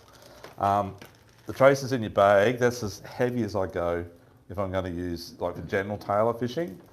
They're 30 pounds, I think, and they're a good quality trace. So it's a bite trace. It's only, I think they're about 9 inches, so 27 centimetres long. Oh, not even, sorry, 23 or whatever it is. But they would suffice. So sometimes the tailor do feed aggressively. The bigger tailor, if you ever caught one, or caught a few, they bite different to a little tailor, or normal tailor, say. So a normal tailor, you cast out, as I said, straight away you're into it. You might feel boom boom straight away, you wind a bit faster and they get aggressive and you hook them. Or you just be a slow winding with the sweep and the waves coming towards, just keep that rod tip up and just slow winding, waiting for the bite to happen. The bigger tailor, it can be no waves out there, but it's like a wave's broken because your line just goes all slack all of a sudden. And 99% of them, they grab the line, the bait, and they actually swim towards you with it, chomping on the way. And quite often they'll chomp right up above your sinker. But if you do happen to get one on and get it, you know, it's normally because you're running a fairly long wide trace. You're running about 80 or 90 pound wide trace, black trace. I run my sinker on the trace between the hooks and the swivel, and I run 2 sort of 7.0 or 6.0 sort of big gun hooks, like a light bait type hook. And I'm using a piece of bonito or horse mackerel or whatever, about the size of 2 fingers. Okay? And I put the first hook in measure it out again, so the top hook goes through the top part of it. Start your second hook, you got a swivel in between. If you want to lengthen it, you run a split ring with another swivel, and then a split ring onto your hook. So you get a little chain between it that lengthens it up a bit. And I don't run 3 hooks, I only run 2 maximum. And the big ball sinker is normally about a 9 or 10 ball, similar to what's on that rod there, or a 12 ball, like a fairly big one. And that's sitting on about that much wire and about a size 6 swivel or 5 swivel. And you get a long cast because your sinker is right down at the bottom of your line next to the bait. And you need to cast it as far as you can and sit it on that back bank, and you just wait for that loose line to happen. When the loose line happens, you pull the rod up high, wind as fast as you can, and reef on the rod as you're doing it and try and hook it. And that's the secret to it. But it's a waiting game to get those big tailor. Okay? But they're there, so I suggest you give it a go. Tailor fillets are really good for tailor. You can use tailor fillets, but salt them down. So we used to go out and catch little mac tuna or whatever and fillet them, but fillet them fairly skinny so the flesh wasn't any deeper than your fingers. And then you salt them, and this is where you do salt them. Salt them both sides and get a peg and hook it up on the clothesline somewhere, let it drip. Cats love it. And you hang them out for the day. And then you wrap it in Glad Wrap or in Cryovac and put it in the freezer. And if you want, you can slice it all up first so they're ready to go when you're out fishing and defrost. You just got slices that size, or maybe a little bit thinner. But that's how you catch the bigger tailor. As simple as that. And try and find that deeper water where the water's running out or where the water's coming out of the back bank and it's quite clear. Okay, that's the bit I've got to tell you on that, I think. Nothing else here, Stu? There's different rigs, guys. There's like true turn hooks. They do a double hook rig, which I'd probably use maybe on those bigger tailor. They do some bigger ones there, like a small hook at the bottom, big hook at the top, and swivel in between. They would definitely work rather than having to go through the hassle of trying to make your own up. They come pre-rigged. They would work, or you'd use, maybe swivel in between hooks, but take off the last hook and give that a shot. Wire traces. If you do want to use wire, another one you could do is you could use this stuff here is titanium wire. So that's really thin, really strong, and they can't bite through it. You just cannot bite through titanium. It will break though, it has a break-in strain. They're very hard to bite through, but it's quite expensive. Pass that around, but that's 22 kilos through? Oh, it's 34 kilo. Is that 22? You'll see how thin it is. 22, yeah. Yeah. So that'd be good with lures as well. And Stuart's going to talk about lures in a moment, but I'll just get him to show you those little easy clip things, right? Those things. Yep. Okay, so any questions on the Tailor at all? You guys are into it? Ready to go? Good. Okay.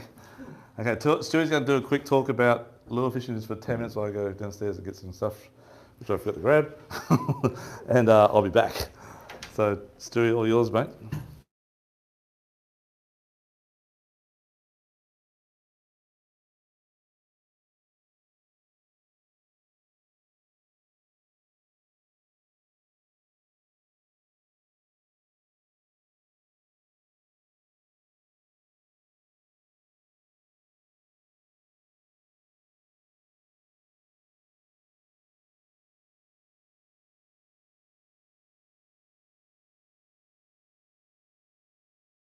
Chuck them in, a knife, and that's it, and a rod. I don't use a really long rod. Like a lot of guys cast with that type of thing. Like that's what Doug would spin the beach with. I fish a lot lighter and I fish a lot shorter rod. So I only use a 9 or a 10 footer. And I think, personally, I think that you get better cast in for the amount of effort with that bit shorter rod. Years ago, a lot of guys done a lot of study into like long casting, and a lot of the guys that were fairly competitive said that the optimal size was 10 to 11 foot. So 9 foot being just under, it's a bit easier to manage, a bit easier to keep in the back of the car, but that's what I use. So it is just a 9 footer, and I just run a 4,000 size spin reel, a 20-pound braid.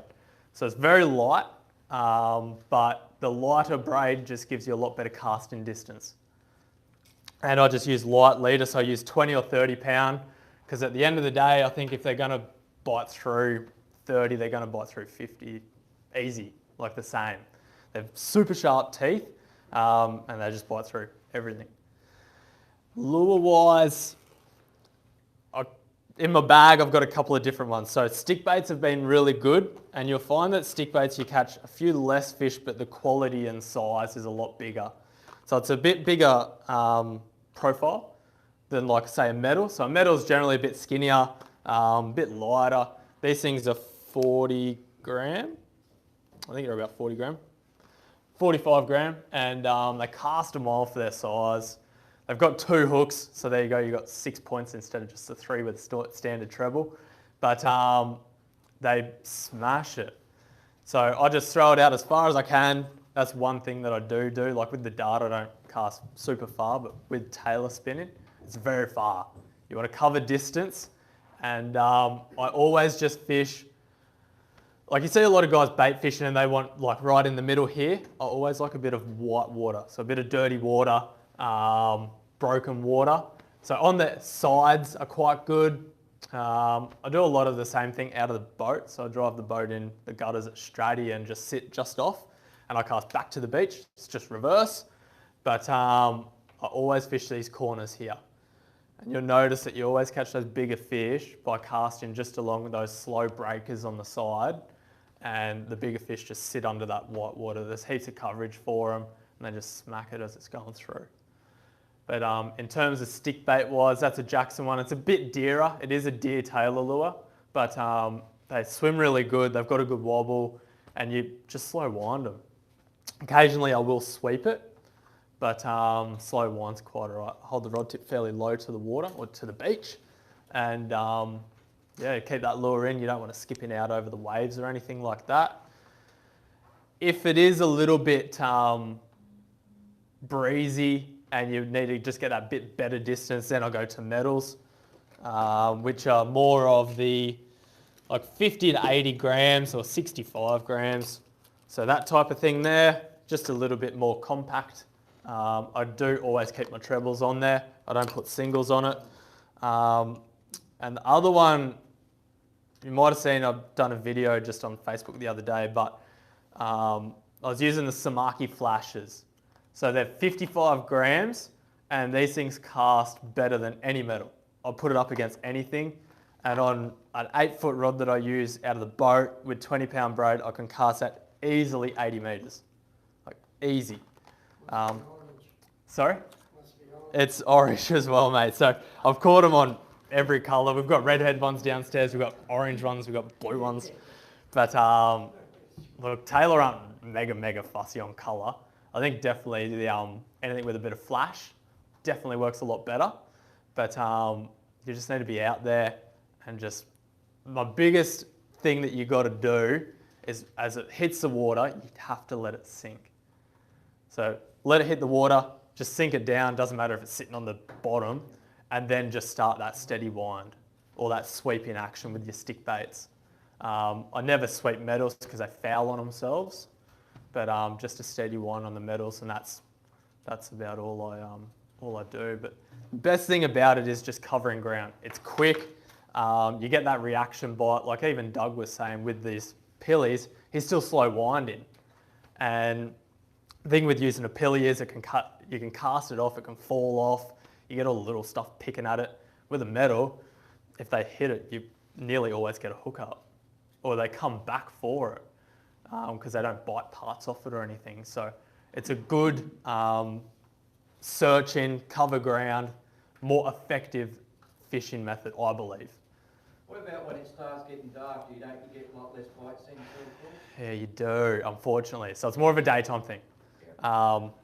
I sleep during the night, fish during the day, but you'll find that you get a really good bite just as the sun's rising.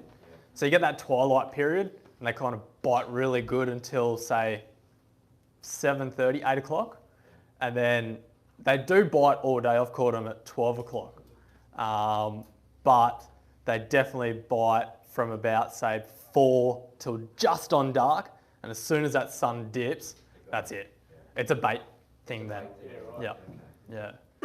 To be honest, by then it's getting cold, and I'd rather get in the car and clean the fish that I've got. But yeah.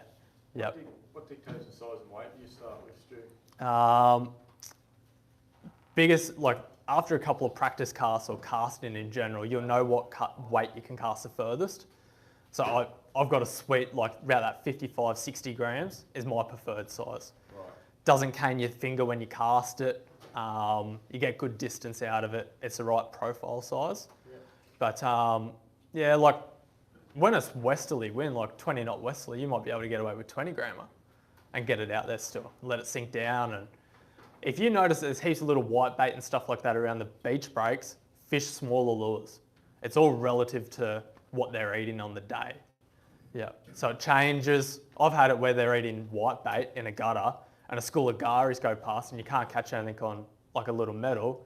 So you change to a bigger metal or a big stick bait and you catch one a cast and they're bigger fish.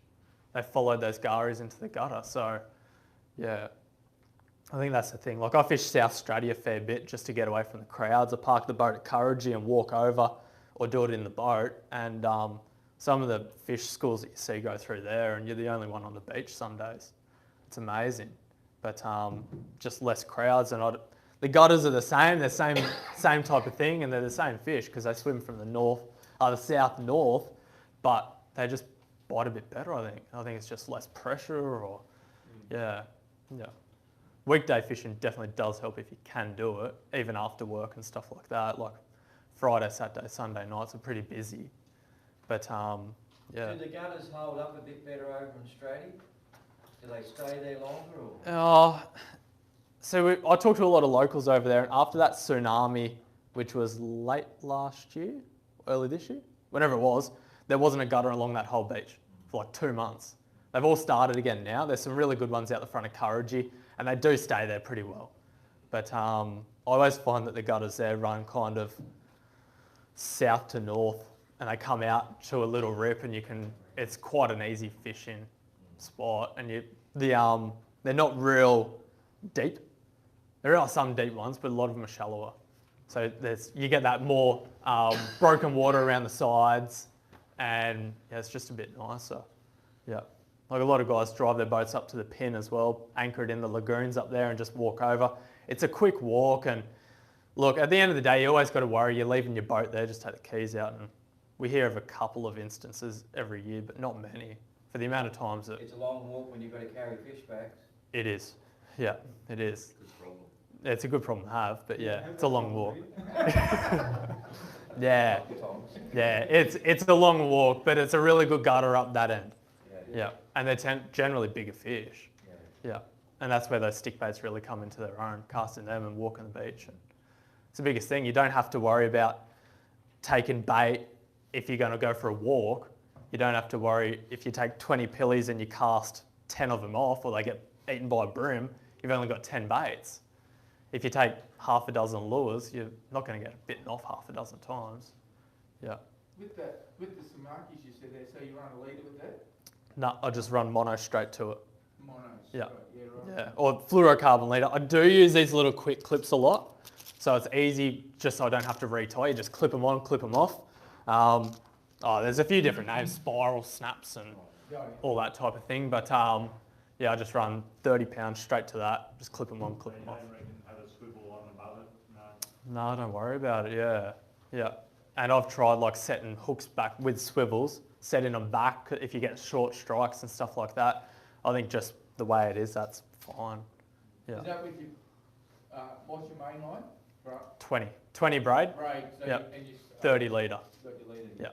Yeah, and short, like a metre tops. Yeah, and I use it up to about a foot and then just retie it. Yeah, but yeah, like the other day I caught about 30 fish just spinning on the beach, and this is on a Straddie, and I'd never retied once. Never got one nick in the leader. Yeah. So it's weird. It's just some days they're ferocious and they're going to swallow it every time, and other days they just they just might bite at the tail and that's it. Yeah. Just a steady wind. I think if you wound really slow, they'd probably swallow it a lot more, but just that steady wind, yeah. It's still the incoming tide. Yeah, my favourite tide for this type of stuff, I really like the last of the run out, first of the run in. Okay. I think it just... An hour either side. Yeah, probably last hour of the outgoing, say, first 2 hours of the incoming. Okay. Yeah, I think it flushes a bit more bait off the beach and just gets a bit more happening at the front, like at the rip, and then as soon as that tide turns, they just turn on. Like I fished Straddie last Wednesday with a good mate of mine, and we fished it for 3 hours for 2 fish, and the tide turned, the first of the run in turned, and we got 20 fish in, it would have been under an hour. They were just on, yeah.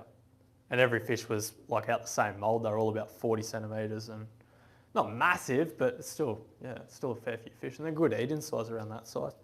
So good return. But yeah.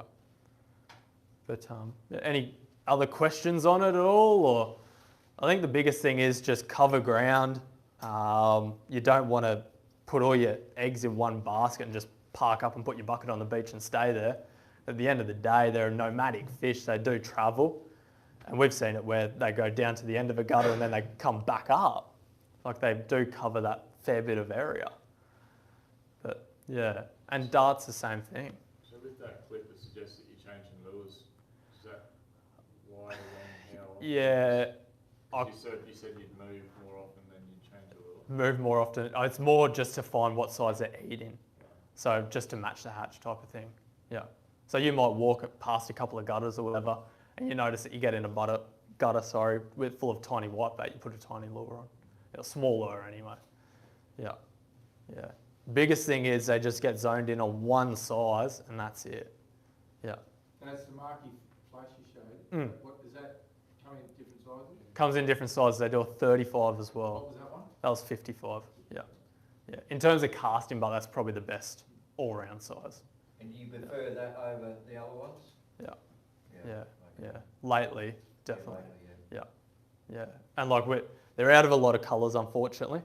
That's kind of the whole thing is. Best with it, or? Yeah, like anything with that bit of flash on it, Yeah. like that's quite good. It's got that holographic-y type look on it, that striped one. I've caught them on redhead. Everything seems to be a redhead, so yeah, good old Qantas. But yeah. A lot of guys spin with, say, those twisties as well, like Helco twisty style. If you're going to use them, I would put a swivel on it. Only because they twist up your line a bit, just because of the shape. They do spin a bit in the water, whereas any stick bait or just straight metal, like for your spinning, they do track fairly straight. Yeah. And the stick baits will go a long way too, wouldn't it? Yeah. Get cast really well, Yeah. wouldn't it? The biggest thing is with stick bait, you just need to sink in one, just to get that distance. Yeah. And you can sink it down, and that's where that slow wind or a sweep comes in. You can feel them swim through the rod tip. When you sweep them or wind them, you feel them just waddle around. The other thing is just a sinking hard body. So in the last, say, couple of years, they've brought out sinking hard bodies. There's just a standard hard body with a bib. A lot of guys use them off the jetty, like sand pump and jetty, just for spinning, because they swim down and you got the weight, but they just hold in the water a lot better because you're at that line angle. They still cast all right? They cast really good. Yeah, like surprisingly well. Yeah. I'll pop on a flat day. Sorry? Poppers are out now, aren't No, it's still good. But especially on a westerly, because you can get good cast to the westerly. So the best casting on a street spoke about. Yeah, that. The westerly at perfect your for back. casting lures is a westerly, and Tailor as well. Yeah, I mean, I'm not for Tailor, bait as well. Sorry. yeah. And when you got that luxury of westerly wind, You're laughing. No, that's all right. Yeah. It's dropped back to about a 3 or a 4 ball sinker. So the Yeah. swell will be flat, and that's what you? they Always top. use a ball sinker? Yeah, you can use flat style, but I find they tangle a bit more. They tumble. When they tumble, it's quite aggressive. When a ball sinker tends to roll, it's not as aggressive. If you make your trace too long, you get tangled up a lot as well. Yeah. So keep it short. Yeah. Yeah. So I do. Yeah, getting back to the popper thing on a flat day. Yeah, if there's not much swell, they seem to respond a lot better to a popper. Yeah. Yeah. Go ahead and go. Yeah, right. All right. Cleared up. Yep. Perfect. Okay, guys, just for worming, I said last thing to cover worming real quick. Now, how many people here have tried so many times and not got a worm yet? I understand that feeling. Well, because I see people like Stewie suffer, you know. But Stewie's a good wormer, and he's always trying to peek me, and sometimes he probably does actually. The other days my back's a bit sore with him. Yeah. Yeah. Doug's got a long line of excuses, and he brings them all out. Yeah. But all you need is a bit dodgy. All you need is a piece of rope about that long, right? And a bait bag. It's the crabbing bait bag's fine.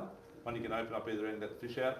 I use anything, whatever, whiting skeletons, Tailor's really good. Oily fish is really good. Tuna, Tailor, mackerel is good.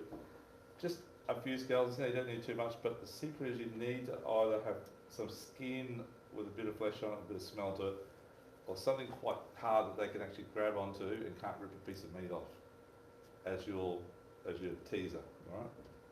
So, and what you do is, in this case here, the water's coming up here, and that's going to drain all the way back out again. The water might come up to here. You stand, wait for that biggest wave to go right up. And I like the dropping tide, because running tides very, you get rid of the waves because they keep growing bigger and bigger and forcing up the beach further. And all the worms are down there. But the run out tide, it's better for you because the water's going out all the time, right? Sorry. That's it. Sorry.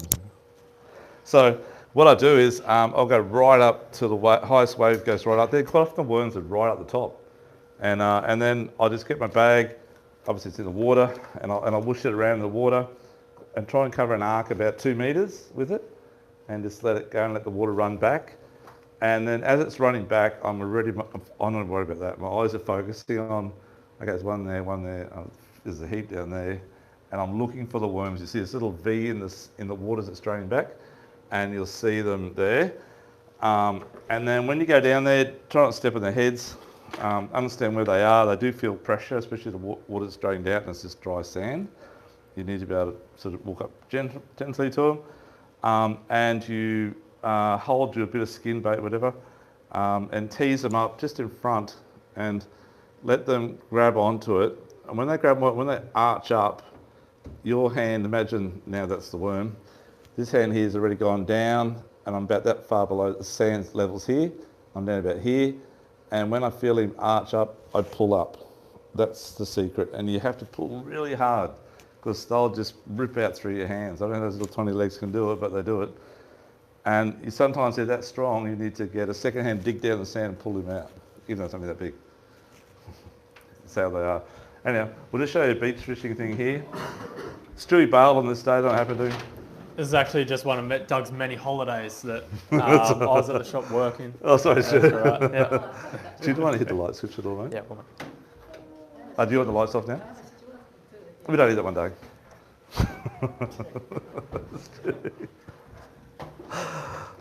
Stu, I give each other heat. You like it out on the boat with us, guys, eh?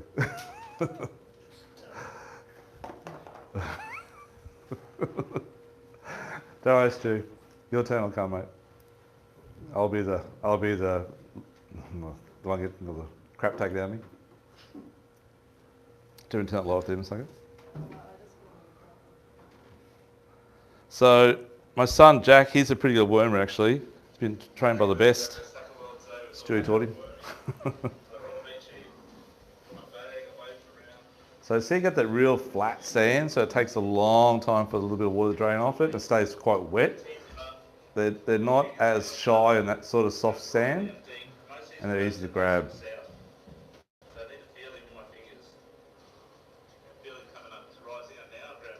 See, he rose up, and that's when you grab it. You see little indentations in the sand, that's where they are, and that's when you grab them. And when they rise up, you've got 3 chances. So they rise up 3 times, and then on the last one they go down, and they'll come back up, do it another 3, then down. That's about right, yeah. But when they're on, you can catch 20 in no time, guys, which is more than enough for bait. I find some of those are just easier to catch than others. It's 100%, 100%, yeah. Depends how big a night I had the night before. Just joking. We've got how to do it, and they're like, oh, they're just not on today, they're not playing the game. Yeah, that's right, yeah. They don't like wind. I think it's in their eyes or something, I don't know. And when it's real windy, they'll stick their head up and it's like, and then they'll just be right on the sand. And when you try and tease them out, they just will not come out. Yeah. How do you keep them though? How do you keep them? So I keep them just in a foam broccoli box, like a veggie box, with salt water. I get a big bucket of salt water, and I change it twice a day and keep it out of the sun, and it'll last for 3 days.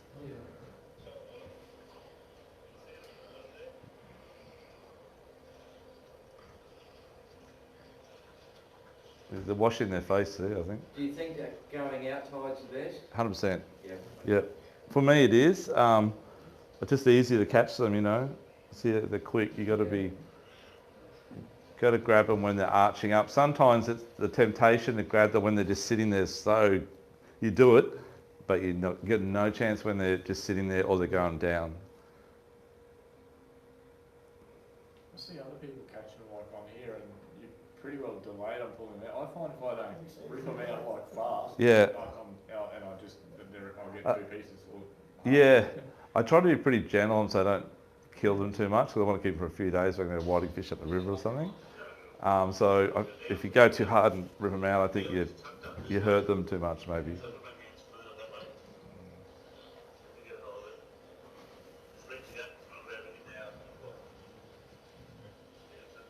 And there are literally trillions of worms on our beaches everywhere. They're everywhere. People don't realise, like the tourists don't know. Or sometimes the tourists go, what are you catching? They get worms, they go, oh. I feel like what Stewie does when he sees a worm.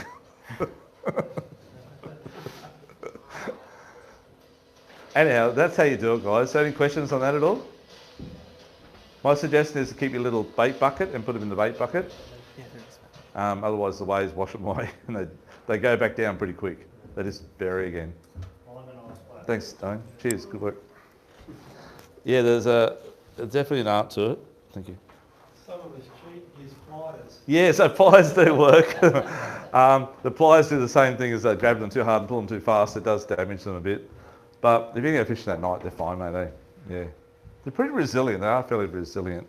But keeping them cool and keeping them out of the sun is really important if you want to keep them a few days. And just shallow water, not too deep.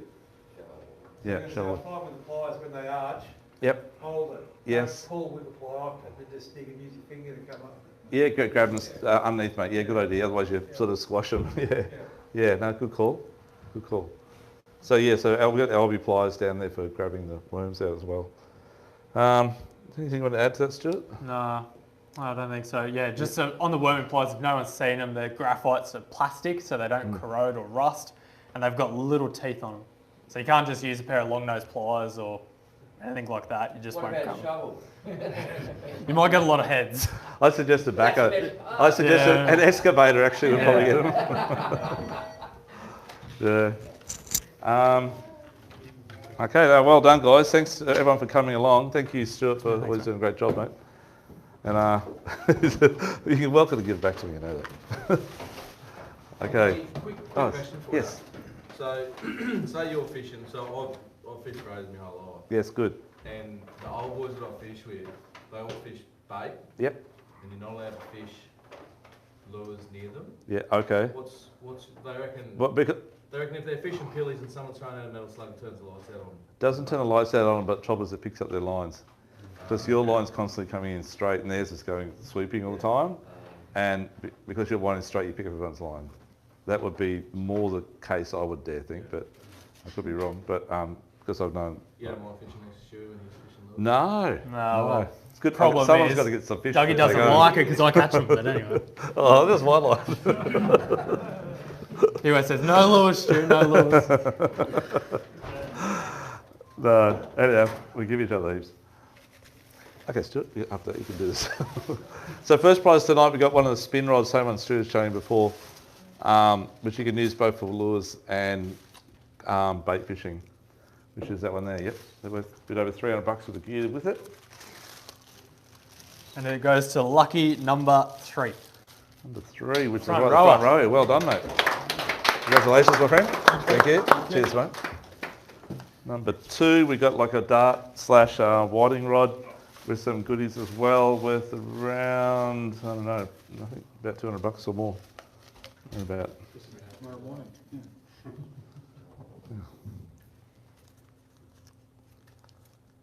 Number 6. They're all pretty low numbers today. Number 6 is Scotty. This gentleman right That's here. it. There you go, mate. There you go. Oh, you don't need that one. You need that one. I was going to draw the next one. Sorry, matey. Stuart. Third one, I think, is around $150 or something. There's a good spoiled Japanese braid in this one with some lures and stuff. Number 7. Jeez, they're high. Guys down the back row, ring up early next time, that's okay? Yeah. Number 7 is Rick. Yeah, right next door. There, hang on, Rick. Congratulations, buddy. Thank you, my friend. Cheers, mate. Dougie, mate.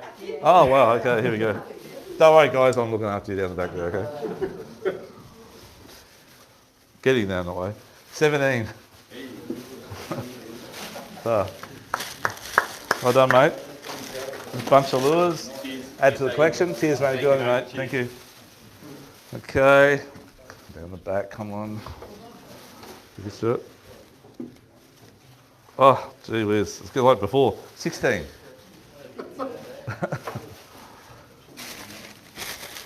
Johnny Love, well done.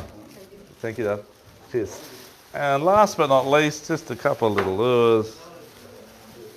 Thank you, Stuart. Stu must have grabbed the tick on the way out. Number 2. Well done. Thanks, mate. Cheers, mate. Thank you. Okay, everyone, thanks for coming along. So just an update on the LV reels. We don't know when we're going to get it back in, but we're hoping we'll get some more soon.